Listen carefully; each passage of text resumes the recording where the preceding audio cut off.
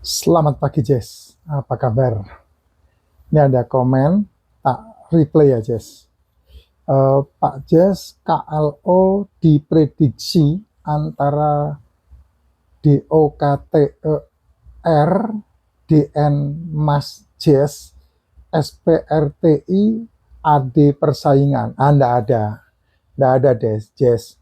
Saya tidak berbicara untuk melawan DOKTER.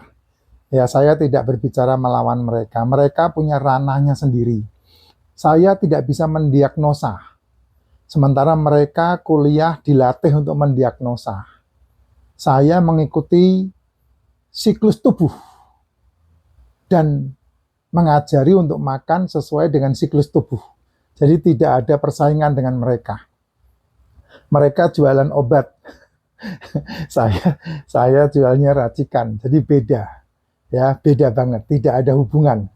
Ya, saya perlu ke dokter ketika saya mengalami kecelakaan, saya perlu ke dokter ketika saya harus ronsen, saya perlu ke dokter ketika saya harus MRI, saya perlu ke dokter ketika saya harus dijahit, saya perlu ke dokter ketika saya tulang patah dan harus disambung, saya perlu ke dokter.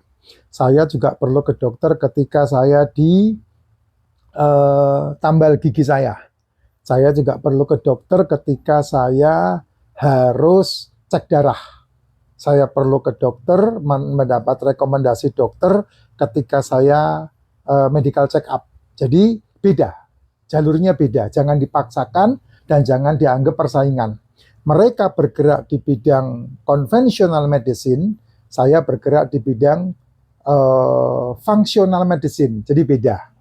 Ya, tidak ada hubungan sama sekali, tapi saling mendukung, saling membutuhkan.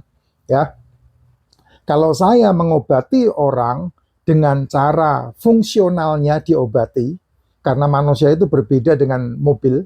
Kalau mobil olinya bermasalah, ganti olinya. Kalau mobil bannya bermasalah, ganti bannya. Kalau mobil skrupnya bermasalah, ganti skrupnya. Kalau mobil bermasalah mesinnya, ya ditateli mesinnya, diperbaiki mesinnya. Kalau mobil bermasalah kabelnya, diperbaiki kabelnya. Kalau mobil bermasalah gardanya, diganti gardanya. Kalau mobil bermasalah dengan digitalisasinya, harus diganti atau diperbaiki digitalisasinya. Manusia tidak. Manusia itu kalau bermasalah, pasti hubungannya adalah masalah pola makan, pola hidup, dan pola sehat. Itu manusia, berbeda Jess. Ketika kamu bermasalah dengan lambungmu, itu bukan serta-merta yang diobati lambungmu. Kalau kamu pergi ke konvensional, maka akan diobati lambungmu. Tapi kalau kamu memperbaiki dengan cara fungsional, bukan lambungnya yang diperbaiki, tapi pola makanmu yang diperbaiki. Pola makanmu yang diperbaiki disesuaikan dengan siklus tubuhnya. Karena setiap manusia punya siklus dalam tubuhnya sendiri. Ya, itu kamu harus pahami itu sehingga kamu tidak akan menghabiskan duitmu dan juga duit pemerintah melalui BPJS.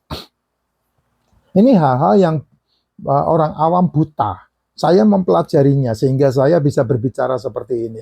Ya, KLO para DO KRTR bilang kolesterol jahat dan Mas Jess kolesterol itu baik. Loh, ini kamu juga salah juga ya. Mereka yang betul-betul sekolah dan kemudian peduli dengan kesehatan, mereka pasti mendukung pendapat saya bahwa tubuhmu, sel tubuhmu, otakmu itu makanannya adalah kolesterol. Jadi jangan salah, Jess. Ya, mereka kecuali mereka yang diajari untuk mendiagnosa dan mengobati, mereka tidak akan percaya dengan apa yang saya sampaikan karena memang tujuan mereka untuk mengobati. Kan mereka dapat komisi dari obat yang diberikan kepadamu.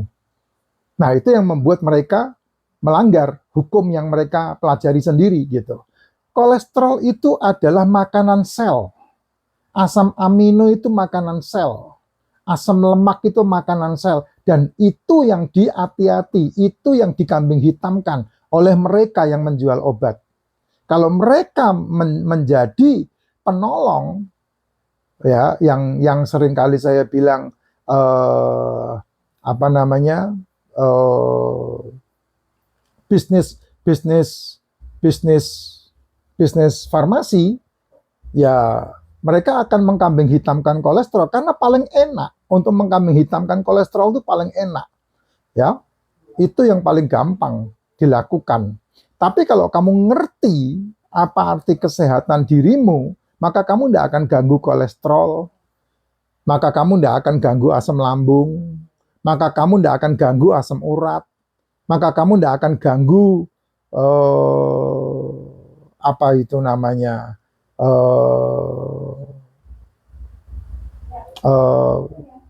apa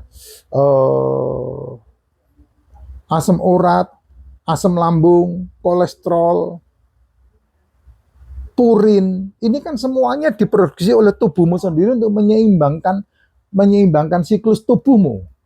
Tapi kamu diajari atau kamu didiagnosa untuk memusuh-musuhi itu semua. Kunci dari kesehatan cuma satu. Kalau kamu mau setuju dengan saya, ya nggak setuju juga itu pilihanmu, nggak ada masalah. Kunci kesehatan itu satu. Kolesterol yang tinggi, gula darah yang rendah, itu modal kesehatan, modal umur panjang.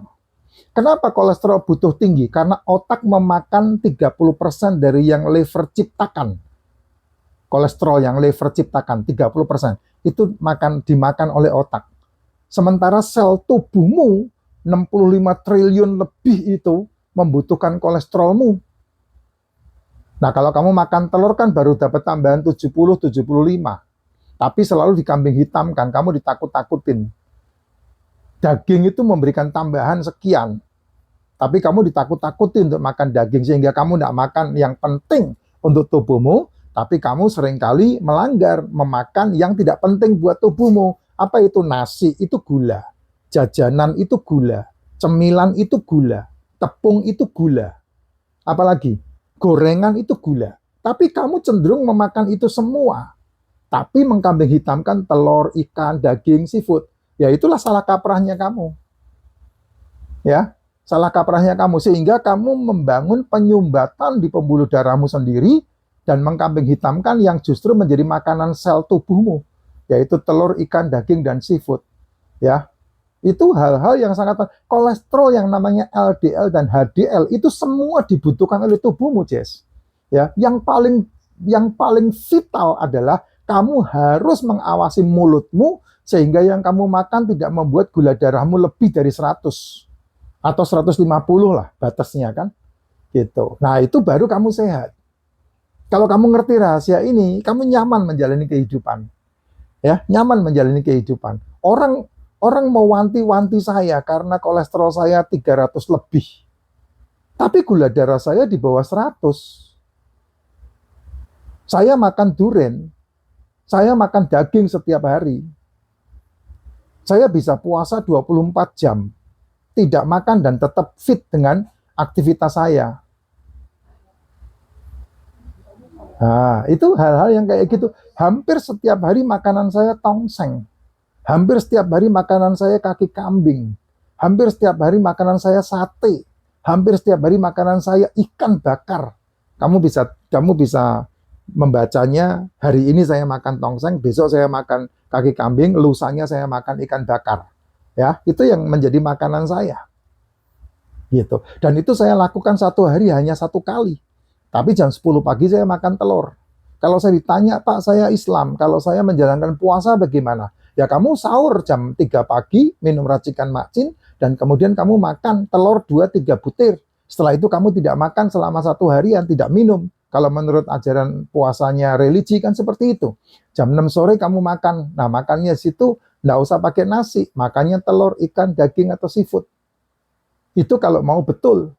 Dan saya pikir makan ikan, daging, seafood yang dimasak itu lebih kenyang ketimbang kamu makan nasi, tepung, gula, dan gorengan. Tapi kan kamu nggak menjalankan hidupmu seperti itu. Nah, itu yang membahayakan tubuhmu, dirimu, ketika kamu mencapai usia 35, 40 tahun, 50 tahun, sehingga kamu terfarmasi, dan ujung-ujungnya kamu kena komplikasi, karena degenerasi.